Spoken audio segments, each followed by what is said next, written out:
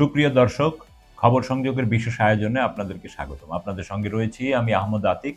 আমাদের অনুষ্ঠানটি আপনারা পৃথিবীর কোন প্রান্ত থেকে দেখছেন কমেন্টে জানান। আমরা আপনার মতামত শুনতে চাই। চলুন তাহলে আজকের অনুষ্ঠান শুরু করি। ইরানের সর্বোচ্চ জাতীয় নিরাপত্তা পরিষদের সচিব পদে হঠাৎ পরিবর্তন কেন? কট্টরপন্থীরা কি ক্ষমতা নিচ্ছে?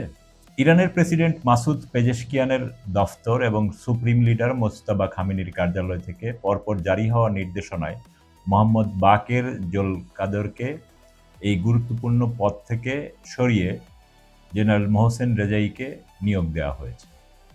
জোলকাদর ছিলেন মূলত অপারেশনাল একজন মুখ। চলমান উত্তেজনা মোকাবেলায় তিনি দক্ষ ছিলেন, কিন্তু রেজাই প্রাতিষ্ঠানিক ও কৌশলগত ব্যক্তিত্ব।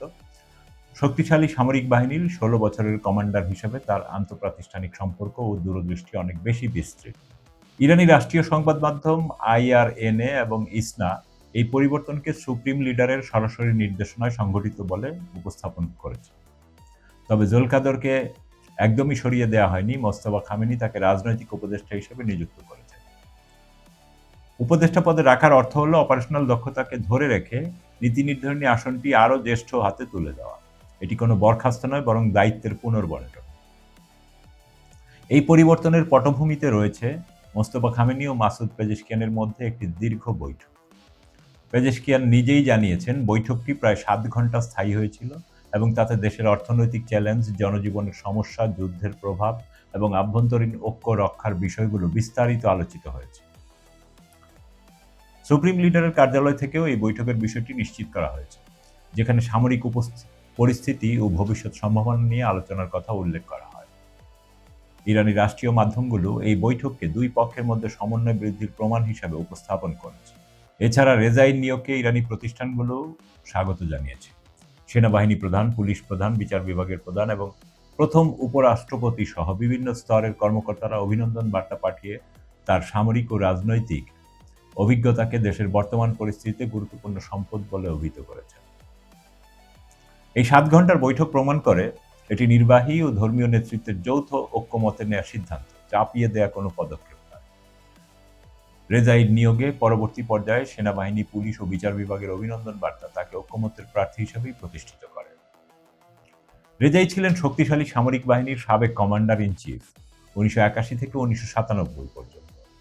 ইরান ইরাক যুদ্ধের সময়কার গুরুত্বপূর্ণ তিনি সামরিক নেতা এবং দীর্ঘদিন এক্সপেডিয়েন্সি ডিপার্টমেন্টের কাউন্সিলের সচিব ছিলেন। ইরানি বিশ্লেষকরা এটাকে সামরিক, রাজনৈতিক অভিজ্ঞতা সম্পন্ন বিশ্বস্ত চরিত্রদের হাতে নিরাপত্তা নীতির লাগাম আরও দৃঢ়ভাবে রাখার ইঙ্গিত বলে অভিহিত করেছেন।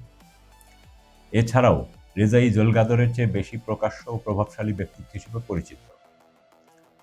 এই রদবদল শুধু ব্যক্তি পরিবর্তন নয়, এটি যুদ্ধ পরবর্তী ক্ষমতা কাঠামো পুনর্গঠন, সুপ্রিম লিডারের নিয়ন্ত্রণ আরও জোরদার করা এবং হরমুজ নিয়ে আলোচনায় ইরানের অবস্থানকে আরও সমন্বিত ও সম্ভবত কঠোর রাখার ইঙ্গিত দিচ্ছে।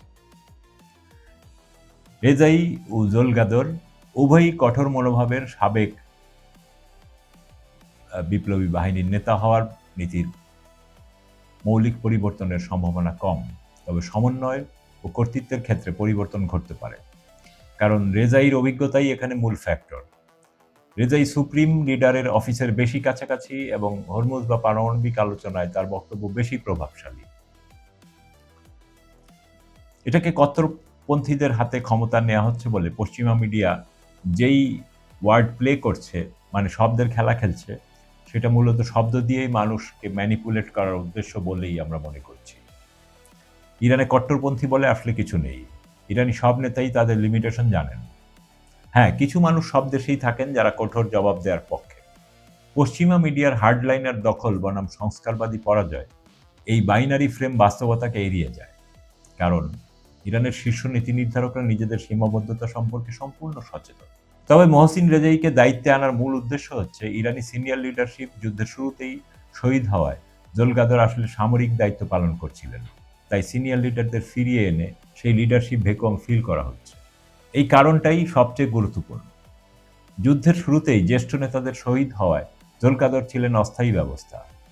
রেজাইর মতো প্রাতিষ্ঠানিক ওজন সম্পন্ন ব্যক্তিকে ফিরিয়ে আনার অর্থ হল সেই ভ্যাকুয়ামটি পূরণ করা, যা ব্যক্তি পরিবর্তন নয়, বরং যুদ্ধ পরবর্তী কৌশলগত স্থিতিশীলতার জন্য একটি পরিকল্পিত পদক্ষেপ। আপনার মতামত কি? কমেন্টে জানান। ভিডিওটি লাইক করুন, শেয়ার করুন এবং চ্যানেলটি সাবস্ক্রাইব করে বেল আইকনে ক্লিক করুন যেন পরবর্তী খবর মিস না হয়। দেখা হবে পরের অনুষ্ঠানে। ততক্ষণ সুস্থ থাকুন, ভালো থাকুন। খোদা হাফেজ।